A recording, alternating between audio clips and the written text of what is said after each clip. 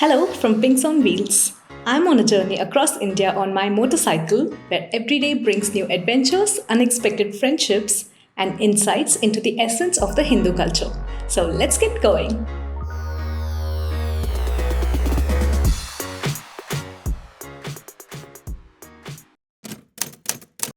On the fifth day of my journey that started from Bengaluru through Hasana and Kukke Subramanya, I've arrived at the temple town of Udupi, located in the southwest Indian state of Karnataka.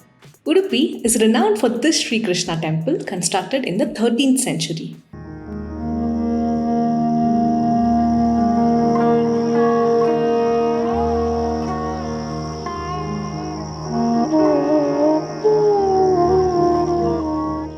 Since I'm in the land famous for Sri Krishna, I will share the significance of Krishna in this video. But before that, I'm excited to share my experience staying with a local family at their beautiful farm in Udupi. Take a look.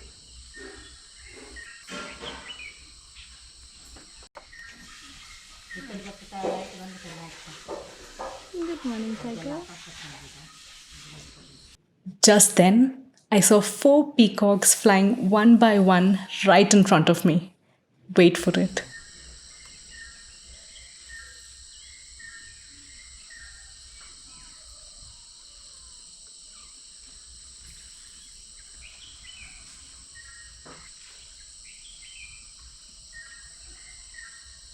I had to stay silent and completely still so I don't scare them away.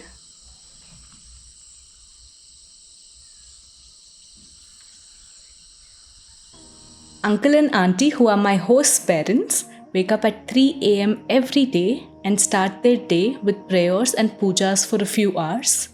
Once the sun is out, they first offer food to all the birds and animals before eating their food. Tiger rushes out every morning excited to get his food, but in his excitement, he tends to scare the peacocks away, so he's asked to go back inside.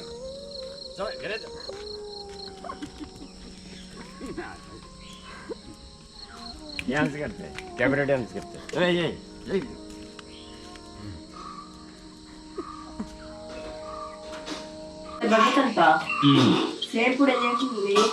गरम है। जो चावल सुबह इसको नाश्ता बनते चावल पसंद नहीं, ये ऊपर जाके बैठे थे। एक दिन में एक नाटक करते। ए टाइगर, खा ले खाते। पम्मला सा देखा। खेल जेल मारे। Along with Tiger, I also have the company of this live buyer, 11-year-old Shda. He is already a YouTube sensation with an impressive 10k subscribers. Train गाड़ी, ये नेचुरल रेल गाड़ी है। किधर जाना है जल्दी बोलो, ट्रेन जा रहा है क्या? आपको अभी 0 रुपए देना है। Oh, thank you. Here, 0 रुपए। क्योंकि कर्नाटका में गवर्नमेंट ने घोषित किया है लड़के उनको फ्री रहते हैं। Thank you so much. After spending time with him, I realized 2 things. Kids are very smart and brutally honest. I spent the rest of my time here being roasted by Shraddha. Hello guys, आज हम नए vlog बनाएंगे पंकी के साथ।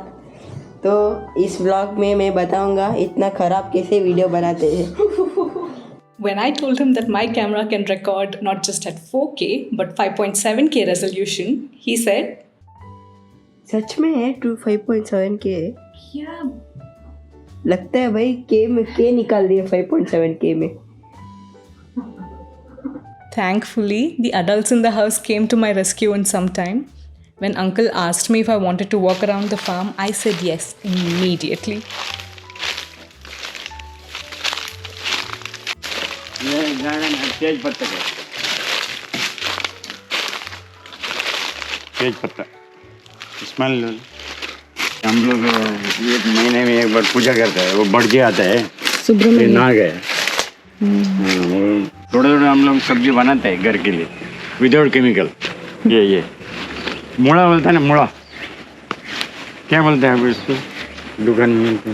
मूली ना? हाँ मूली हाँ करेक्ट मूली है।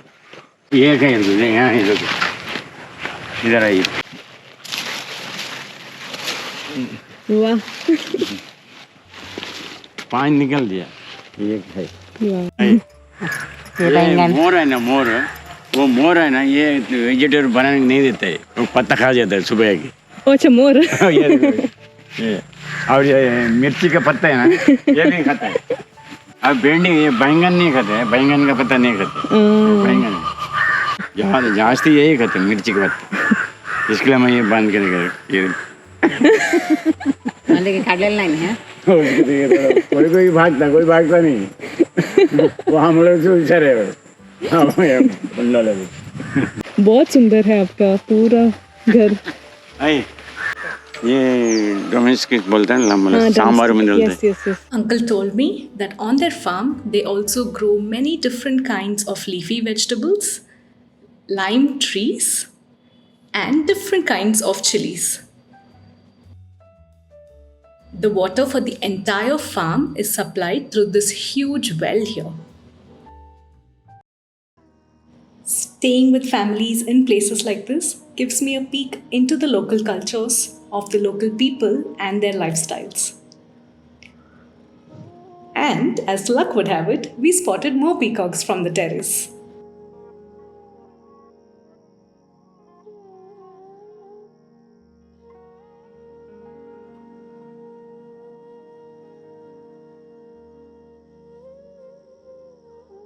The lifestyle followed by uncle and auntie, who see divinity in actions like feeding animals, birds, chanting prayers while tending to plants, is reflective of their age old traditions, of what they've known all along as a part of Hinduism.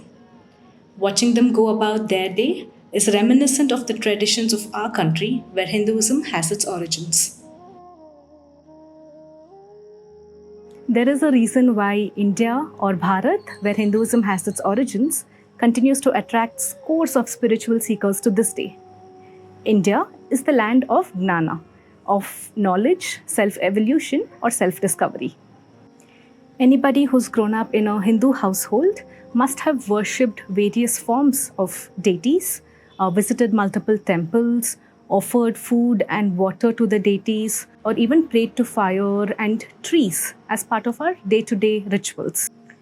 What I didn't know back then was that each of these steps incorporated in our day-to-day lifestyle were steps towards understanding ourselves better, steps oriented for the purpose of self-evolution. Each of these practices are set in perfect alignment with Prakriti, which means the natural form.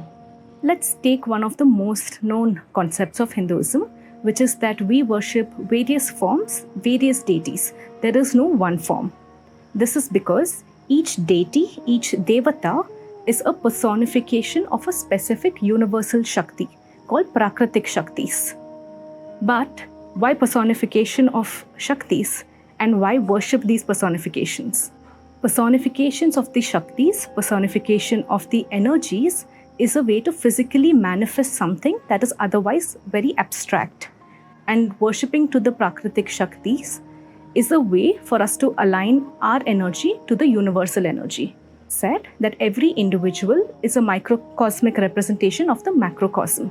So when we worship to a deity, which is a personification of a certain macrocosmic energy, we're trying to create that alignment between us, our inner microcosmic energy, to the universal's macrocosmic energy. So puja and other traditions in Hinduism are configured to create that alignment to the point where one can literally experience oneness with the universe. In other parts of the world, cultures have evolved differently and resulted in the existence of various branches like spirituality, religion, humanism, philosophy, and so on.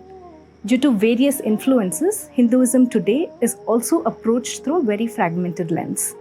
It is not uncommon for spiritual seekers to deny the need for prayers and pujas or worshipping deities, and instead dwell on constructs around oneness, consciousness, or Atman, while the worshipping category gets classified as blind faith or being religious. And then there are various other classifications like humanism and so on. But in Hinduism, all these classifications collapse into one integrated model. When the reason for doing a puja or for chanting mantras is for the purpose of literally experiencing oneness, why dwell on all of these other classifications? Since I'm at Udupi, Let me connect all this by talking about the principle or the Tatwa of Sri Krishna. This is a picture of Sri Krishna. Krishna is indicative of that energy or that Shakti that pulls or attracts everything or everyone towards it, which is why Krishna is dark, indicative of how darkness absorbs everything into it and how the study of darkness leads us to light, light representing Purna Gnana or complete Gnana or consciousness. Krishna is also representative of that manas that is evolved to a higher state of being, that's evolved to a higher state of consciousness. What I find very, very interesting is the relationship of how we understand Radha and Krishna. When personified as a man and woman, it's the greatest love story there is. But Radha literally translates to someone who has given up themselves to achieve something. Indicative of how to reach Krishna, in this case meaning consciousness. To reach consciousness, you first have to let go of who you are, of what you are. Hence, it's always said Radha Krishna and not the other way around. The story of Radha is depicting the aspect of dissolving or letting go of what you are, of surrendering, after which Krishna, that is consciousness, becomes available to us. And I found that very interesting, very intriguing, pretty significant also if you think about it.